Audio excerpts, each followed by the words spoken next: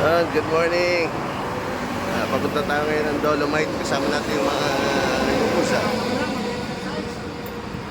Yan.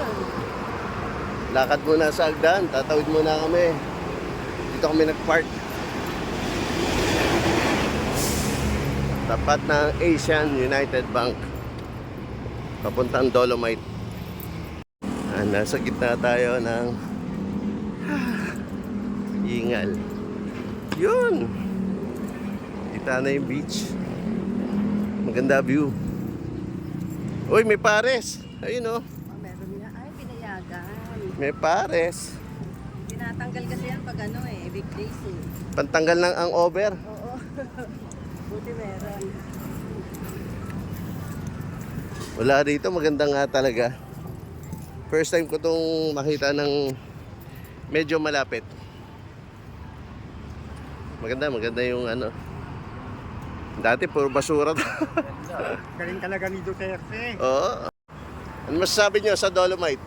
Good. Very clean. May nakita ko sa baba. Pares. Yun. Pantanggal ng ang over. Sarap. Let's go, baba muna tayo. Yun. Mamaya na raw. Yun. Nauwi sa tao. Ayaw pang magsikainan nito mga to. Doon ang entrance. Papasok na tayo. Yun. Kuya Noel. Hello.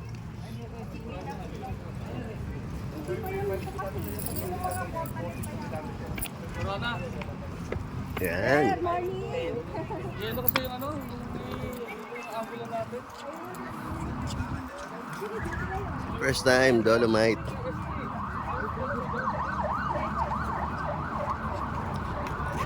Daming tao. Ganda.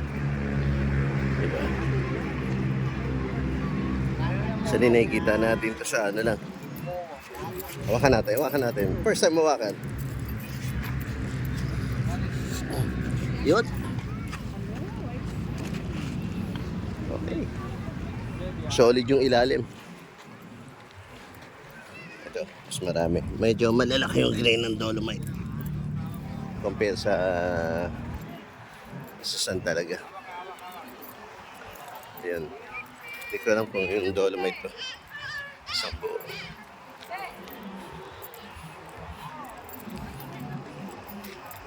Feeding. Dolomite pa to. Ayan. Lapit tayo na konti. Lapit tayo. Daming vloggers dito. Ang dami nag-aana ng video. And maraming naglilinis.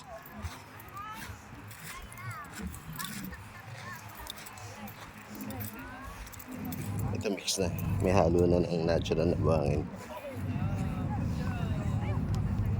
May mga maliliit na isda. Ayun. Yun oh. Nakita nyo yun? Tumatalon-talon. Nagpakitang gilas yung mga isda. Marami ron. Yan ang yata kita sa camera.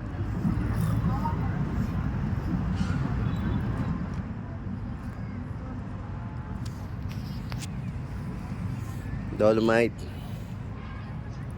First time ko nakapunta rito. Dati, yung lugar na yun, puro basura. Hanggang dito. Kahit nasa Ross Boulevard ka dun, amoy na amoy mo na yung basura kahit malayo ka. Hindi ka lalapit dito nung hindi pa nililinis to ni Presidente Digong. Yun, daming isda.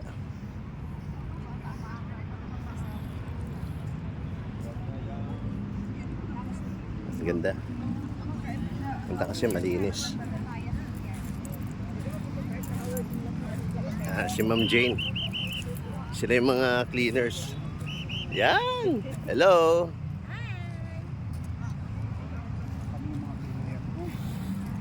Mga dapor dito. Uy, malaki. Oo nga. Dapor.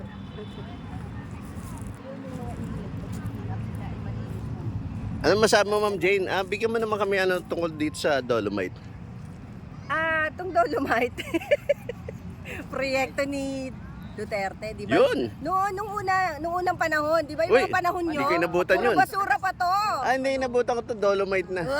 Ang bata mo pa. Yun, Dolomite na. Ayun. Ay, dating bundok ng basura, dating Yun. marumi talaga to, mabaho. Eh ngayon, nung buti na lang ang kamo, inayos ni Duterte, pinalinis yung basura. Ito na ngayon, yung Dolomite, pwede ng pasyalan. So actually, 3 taon na magtatatlong taon na yung na Yun, nandito 3 kami years na naglilinis. Oo.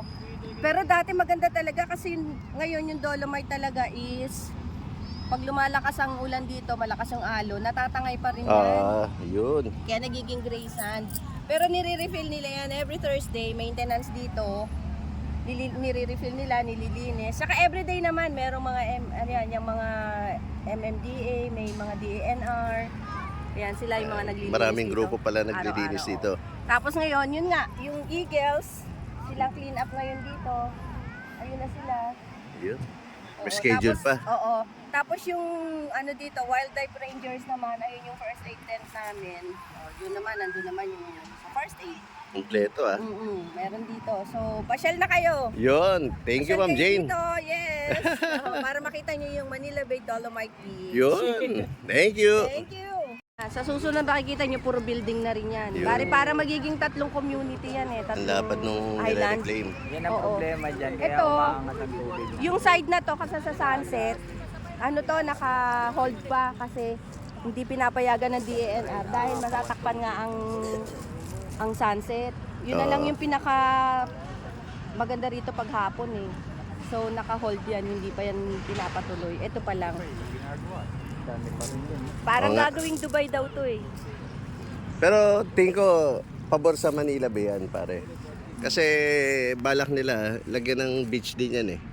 So, sino mag-i-invest yan kung di nila lilinisin yung lugar, di ba? I-maintain nila yung linis yan. Kaya tingin ko yung pag natapos yung Ito, bataan na to. reclaim na yung papabor dito sa Manila Bay. Bataan na to. Kaya Ayun, hindi bataan kami yun, no? gagawing tulay nga dyan. Sa kabila lang. Wala doon sa Sa Cavite. diretso. Cavite to bataan. Oo. Saan yung Cavite? Doon? Doon yung Cavite? Yung Bataan? Awan sa'yo, saan probinsya ka galing? Sa DN, sa DN.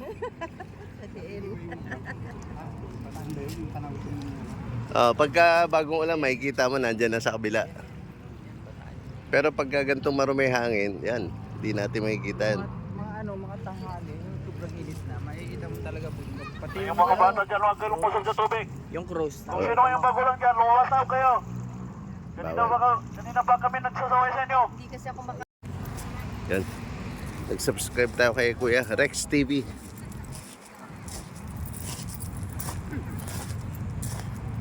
...900 meters away daw yung stretch nito from US Embassy. Onti na lang, 1 kilometro na. Layo. Galing din maglakad ah. Pero okay nga yung sun dito. Mas maganda na yung sun kumpara no sa may pinanggalingan natin. Medyo ano yung sun dito, medyo consistent. Layo nila. Dito na yung portion na may araw. Ang laki ng percent dito natatabunan ng mga building. Pabalik na kami. Successful. Marami ang talangka, may hipon. May mga maliliit na isda sa kabila. Sa portion yun.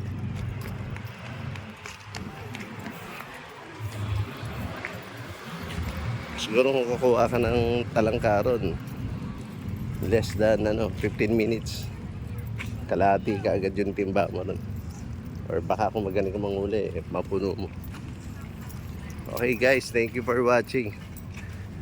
Ito muna tayo sa Dolomite Beach. Maya maya pupunta kami sa event ng makina. Ay, hingal. Pag walang exercise, ang hirap.